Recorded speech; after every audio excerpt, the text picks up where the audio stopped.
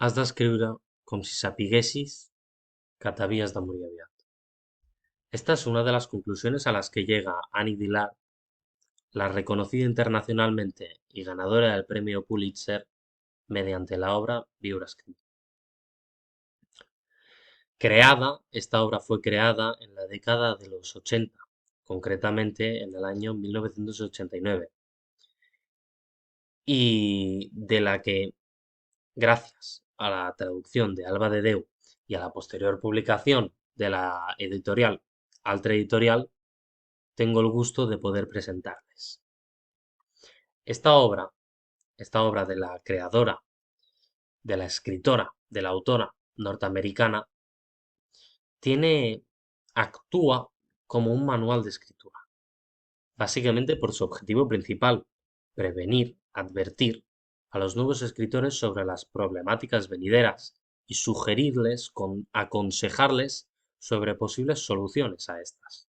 También nos habla de las características que debe tener un autor para poder triunfar, para poder adecuarse al mundo de la literatura. Estos son los dos temas principales de la obra. Hay muchos más, obviamente, pero de estos dos son los que yo me voy a centrar en el cuerpo de esta expresión oral. Pero antes de ello, me gustaría hablar sobre dos conceptos que diferencian esta obra del resto de manuales escritos. El primero de ellos es la estructura. En los manuales es muy típico encontrar una enumeración, pero en cambio, en Viure escrivint, al ser un compilatorio de ensayos, no nos encontramos ningún tipo de enumeración, sino que es más similar a una lluvia de ideas. En segundo lugar y último, encontramos la redacción de Annie Dillard. Esta está repleta de metáforas, comparaciones, anécdotas personales, incluso opiniones y citas de otros autores. Esto le aporta un gran dinamismo a la obra, además que también hace ver las características de la autora, la gran creatividad y originalidad de esta. Ahora pasamos a hablar de las ideas que he mencionado anteriormente. Estas ideas en el texto se perciben como conceptos independientes que al final engloban una idea general. En primer lugar, preludia la obra, la inicia el concepto de sacrificio. Este concepto es muy importante. Es muy importante saber dejar ir una porción, unas páginas, por mucho que les tengas un cariño especial. Saber dejar ir unas páginas por el bien mayor, por el bien de la obra. Esta idea va muy relacionada con el segundo concepto, que es el concepto de la relevancia, concretamente la relevancia de las ideas. El autor debe conocer la jerarquía dentro de las ideas. Hay unas ideas principales y unas secundarias. O como le gustaría mencionar a la autora, hay unas parets y unas parets mestres. Estas parets mestres o ideas principales son las que aguantan la casa, permiten que no se derrumbe.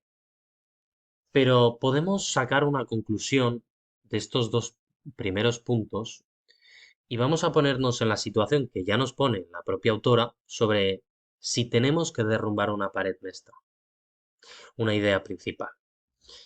Esta situación es perfectamente posible y es lógico pensar que hay una solución, y la hay, obviamente. Pero hay que ser conscientes de que es difícil encontrar una solución a un problema estructural dentro de la obra. En tercer lugar, tenemos el concepto de la disciplina y constancia. Estos van muy relacionados con el horario. El horario de un escritor debe contener descansos, pero también debe contener horas productivas, horas de trabajo. Dentro de estos dos conceptos no los tenemos que relacionar en absoluto con la idea del éxito. Es cierto que estos conceptos son fundamentales para ser un buen escritor, pero estos conceptos no te llevan al éxito. Seguidamente, en cuarto lugar, tenemos la idea del tiempo. El tiempo es una cosa, es un, es un concepto que preocupa mucho a los nuevos escritores. Preocupa mucho tener un ritmo lento. Pero Annie tranquiliza diciendo que la escritura no tiene un ritmo progresivo, no avanza constantemente, sino que realmente esta a veces eliminas páginas en vez de crearlas. A veces debes restar para poder sumar una mayor cantidad. Aquí podemos recordar la idea del sacrificio que he mencionado anteriormente. Seguidamente tenemos, a continuación, tenemos la idea del espacio. La idea del espacio parece que no es muy relevante, pero realmente es un punto clave.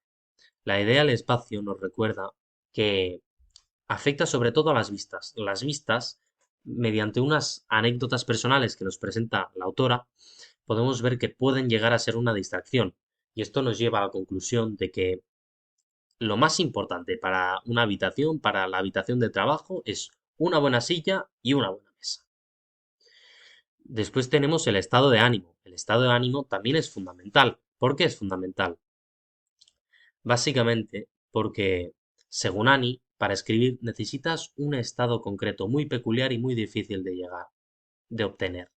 Es un estado donde debes combinar tu tranquilidad y creatividad para poder sentarte en un sitio y tener una hoja en blanco delante y redactar.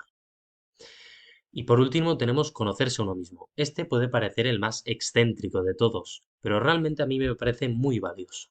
Conocerse a uno mismo, conocer sus gustos, sus ideales, es muy importante. Estos conocimientos, plasmarlos en una hoja, puede enriquecer mucho el texto. Perdón. En conclusión, como me gusta a mí resumir este texto, resumir esta obra de Viura Scrivin, es mediante una frase del periódico estadounidense de Boston Globe, que dice así: una pequeña y brillante guía para el paisaje de la tarea de un escritor. Esta frase me parece perfecta, que resume a la perfección esta obra. Hay problemas en el mundo de la literatura, claro, hay muchos problemas, pero también muestra las soluciones. Con paciencia y coherencia, todo es posible. Muchas gracias, soy Per Arimón y esta ha sido mi exposición sobre la obra de Viura Scrivin, de Annie Dillard.